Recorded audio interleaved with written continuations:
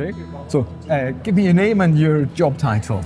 So I'm Charles Hall and I'm Head of Research at Peel Hunt. Now, you joined us at the Investor Summit today, gave the closing keynote, quite scorching sometimes in your comments, thoroughly enjoyed it. Do you want to tell us what you were talking about? Well, I think the main thing is that we have to recognise that there is an issue in public equities.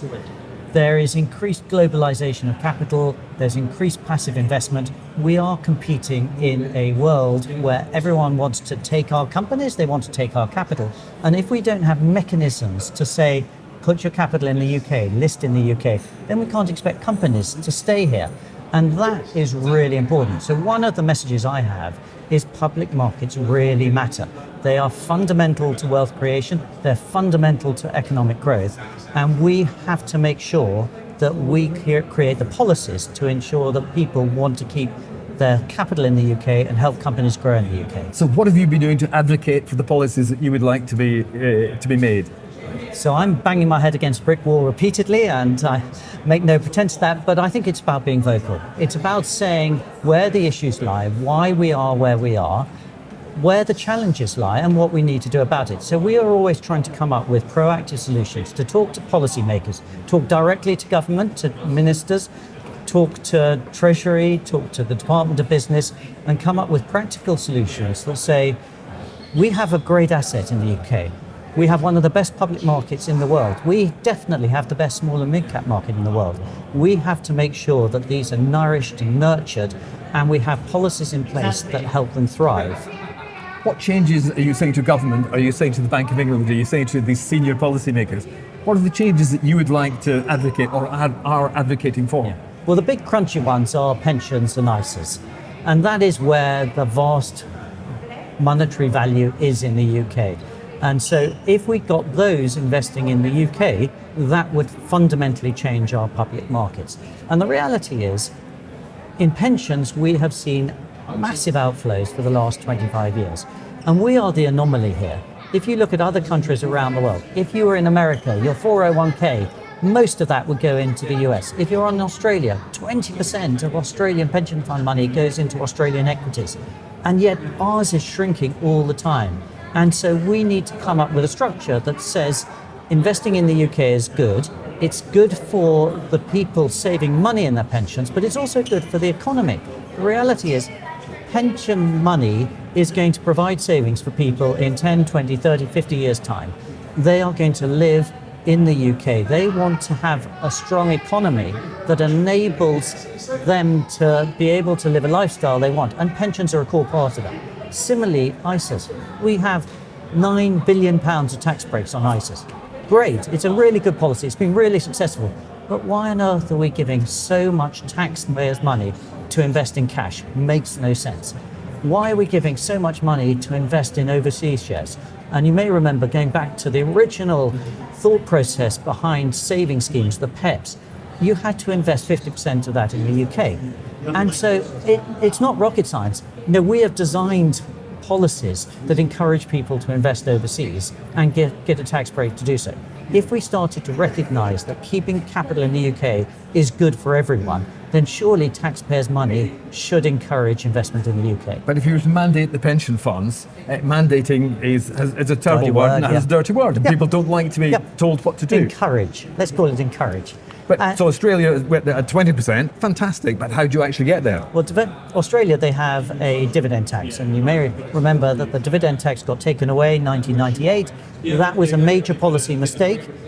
Now, if we put a dividend credit in, it would actually be a very small amount of money because pensions don't own much in the way of UK equities.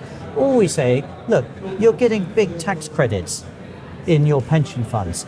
In return for those tax credits, you've got to put a certain amount into UK equities.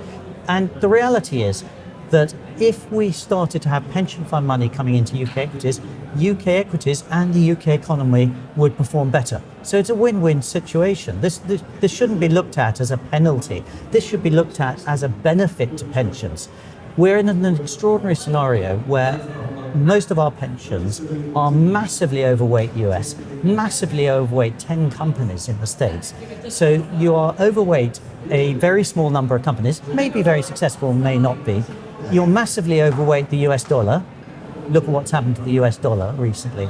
You give some research around Nest Pensions, which are the big auto-enrollment pension provider in the UK. Tell us more. Yeah, so when you look at the high growth fund, it is significantly overweight US, which is not a surprise because if you're going into a global allocation, automatically you are massively overweight US, you are massively overweight the Magnificent Seven. So it's not a surprise it is, but I'm sure the vast majority of people in the UK who invest in Nest, 13 odd million of them, 50 billion pounds worth, have literally no idea what they're invested in. And I saw a survey recently that said, that asked a number of people who are saving in a pension how much of their pension they thought would be invested in UK companies. The answer was 41%. The reality is more like 5 or 6%. So people really don't understand what is invested in their pension.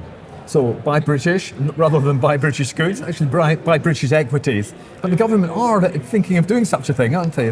They're actually going to have a campaign, a retail investor campaign. Yep, So, and that is sorely needed because far too many people who are retail investors in the UK, that we are not investing enough. 8% of our wealth in the UK is invested in equities. Similar percentage in the US is 34%. So it's not a small difference, it's a massive difference. And everyone should know that long-term equities massively outperform. And probably people have got used to investing in houses. If you've invested in London property for the last decade, you haven't made anything. Put in tax, put in degradation of your property, you've lost money. Over the same period, you would have made a significant return by investing in equities.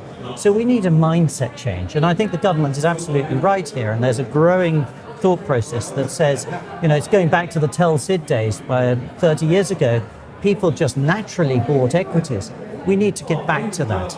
And it's about realizing that this is investing in the country, investing in the future. And actually you get a really good dividend yield and you should get some capital appreciation. If we get this right, it can help power economic growth in the UK. And this is one of the things. If you're living in the States, there's no surprise that investing in the US is good for your wealth and that investing in the US helps the economy. Everyone understands that these things are intricately linked.